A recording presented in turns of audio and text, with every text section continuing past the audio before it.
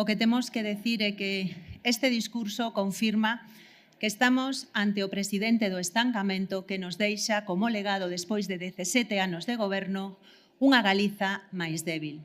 Vimos como o señor Rueda actúa como presidente do estancamento e non ten ningún proxecto ambicioso de país, non ten ningún plan de futuro, sino que simplemente ven aquí a repetir en bucle vellas receitas fracasadas, as mesmas promesas baleiras ou a facer anuncios que, na maioría dos casos, non se cumpren. Creo que é o mellor retrato dun presidente e dun goberno que non ten nada que ofrecerlle aos galegos e ás galegas. De feito, preocúpame moitísimo ver como despois deste discurso ningún dos problemas que lle quitan o son aos galegos e as galegas van a ter solución. Os mozos e mozas que queren unha vivenda e que están pelexando por os seus soños non van a ter ningunha resposta.